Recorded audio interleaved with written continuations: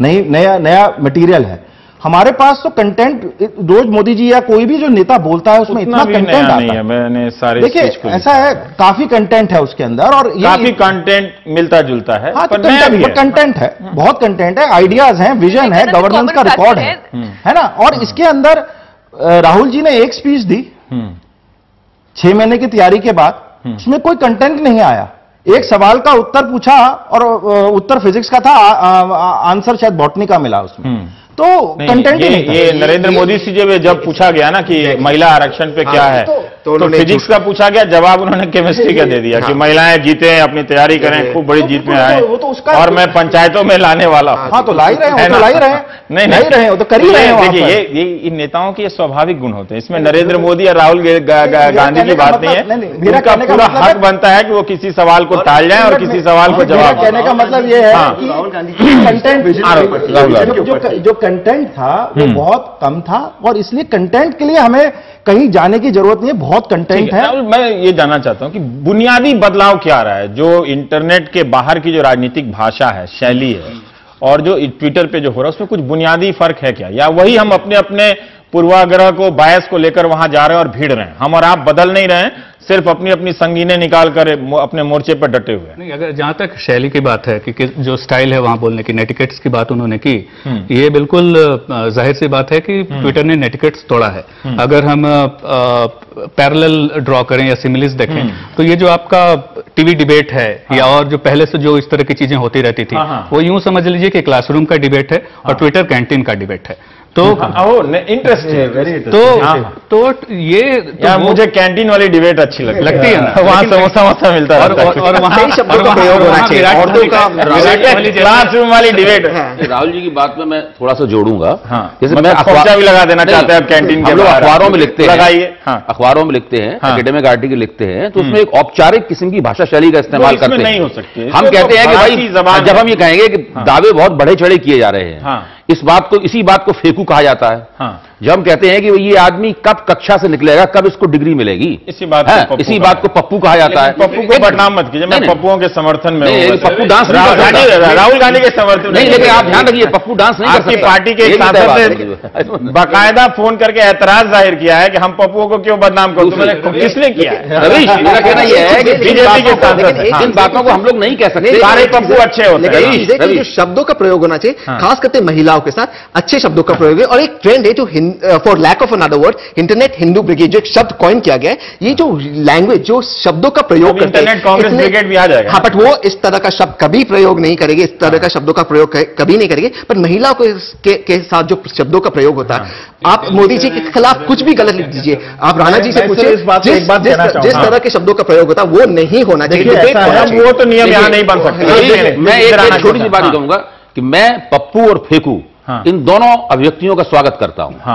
इनके मैं नाराज नहीं हूं। मैं चूंकि इनको अखबार में नहीं लिख सकता हूं, अपने एकेडमिक लेख में नहीं लिख सकता हूं, लेकिन अगर चाय के अड्डे पे जो बहस होती थी एक जमाने में, जो कचहरियों पे बहस होती थी, अगर वो आ रही है तो मैं उसको स्वागत करूंगा। ये गाली गलौज नहीं है, औरतों को, ये गाली गलौज नहीं, महिलाओं का अपमान नहीं। मुझे अब सवाल भी पूछना बहुत सिंपल बात। अच्छा कि हम ट्विटर की तरह बात कर रहे हैं। देखिए पता ही नहीं चला, 140 कैरेक्टर्स में बात करनी चाहिए, और आजकल दुनिया उसमें ही बदल गई है। दो चीजें, एक तो जो भी अब्यूज करता है इंटरनेट में, गलती भाषा का इस्तेमाल करता है, वो बिल्कुल ठीक नहीं है, लेकिन बहुत सारे इंटरनेट यूजर्स हैं, बड़ा खराब है। एक जो जहां आप ये देखिए, एक आपने तहसीन जी ने बोला, हाँ तहसीन जी ने बोला, एक कांग्रेस के नॉन लीडर अमरीश मिश्रा, उनका आइडिया, हाँ, एक कांग्रेस के नॉन लीडर अमरीश मिश्रा जो हैं, वो ओपनली असैसिनेशन थ्रेट्स दे रहे हैं और महिलाओं का अपमान कर रहे हैं। कोई कांग्रेस का तरफ से कोई एक्शन लेते हुए मैंने देखा नहीं है। ये कल्चर गलती है। ये एक मिथ बनाया गया क्या राना कि इंटरनेट पे एक खास तरह की विचारधारा के लोग हैं, ये भी एक मिथक गढ़ दिया गया है क्या? मैं भी इस पे बोलूंगा, कई मिथकों में से ये भी एक मिथक बना दिया गया है कि उनकी मौजूदगी है, उनकी सक्रियता है, तो ये मान लिया गया कि वो सारी बातें जो हैं उन्हीं के फोर्स से, कम से कम ट्विटर वो पूरा निर्देशित हो रहा है, सारी बातें वहां पर गाइडेड हो रही हैं। ये पूरी तरह से इसको मिथ नहीं कह सकते रवीश जी, क्योंकि ये जो पूरा कैंपेन है, आप नरेंद्र मोदी जी का लीजिए या राहुल गांधी का लीजिए, ये मिथ मेकिंग नहीं है। इसमें विचारधारा जो है ये साथ में मिक्स हो गई है, और उसने इस पूरे इश्यू को नरेंद्र मोदी वर्सेस राहुल गांधी से अलग करके हिंदू वर्सेस मुस्लिम लेवल पर भी एक कट्टरपंथी वर्सेस लिबरल की जो विचारधारा है उसको बीच में लेके आ गए हैं। तो ये मिथ नहीं है, कहीं ना कहीं दोनों तरफ के रेडिकल लोग हैं, कहीं ना कहीं राहुल गांधी वर्सेस नरेंद्र मोदी, जो मुझे लगता है कि बहुत ही शॉर्ट लिव्ड, ये पूरा जो एनिग्मा है ये बहुत शॉर्ट लिव्ड होने वाला है, भले ही पप्पू है भले ही फेकू है, क्योंकि दोनों जानते हैं कि ये तब तक चलेगा जब तक बीजेपी या कांग्रेस अपने अपने लीडर्स अनाउंस नहीं कर लेगी। नरेंद्र मोदी जी ने अपना पूरा पीआर कैंपेन इसमें कर रहे हैं, लेकिन साथ ही साथ नरेंद्र मोदी जी क्या है, उनका एक हार्डलाइन इमेज है। उस हार्डलाइन इमेज को कुछ लोग जो है आरएसएस के लिए लीजिए, जिनके हार्डलाइन इमेज रहा है, जो स्मॉल टाउन लोग हैं जो पहली बार ट्विटर पे आते हैं, जो आरएसएस की विचारधारा में यकीन रखते हैं, वो उनको पता नहीं है कि इसको कहां तक लेके जाना चाहिए, कहां तक इसकी सीमा है।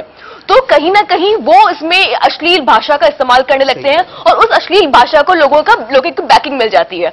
जैसे नरेंद्र मोदी जी के अगर फॉलोअर्स देखिए आप, जिनको वो फॉलो करते हैं ट्विटर पे, उनमें से कई ऐसे लोग हैं जो जर्नलिस्ट को या एक्टिविस्ट को बड़ी सारी गालियां बकते हैं। तो ये एक पॉलिटिकल लीडर, ये मैंने देखा, उनको इनफैक्ट 40 लोगों को अगर वो फॉलो करते हैं, जिनमें से 40 लोग ऐसे हैं जो नमो फॉर पीएम है, 40 लोग ऐसे हैं जो राष्ट्रीय स्वयंसेवक संघ के लीडर हैं, 40 लोग ऐसे हैं जो हिंदू फाउंडेशन के लीडर हैं अमेरिका में, ये उनसे विचारधारा से सहमति रखते हैं। तो कहीं ना कहीं पूरी तरह मिथ मेकिंग नहीं है। जहां तक कांग्रेस की बात है, यहां पर शशि थरूर से लेकर या दिग्विजय सिंह तक सीमित रह गया, जो अपनी अपनी खुद की पॉलिटिक्स खेल रहे हैं, कंसिडरिंग उनकी अपनी पॉलिटिकल पार्टी में क्या हो रहा है, क्योंकि वहां कोई एक लीडर नहीं है, वहां सब कुछ कोई राहुल गांधी के आगे आके नहीं बोल सकता है।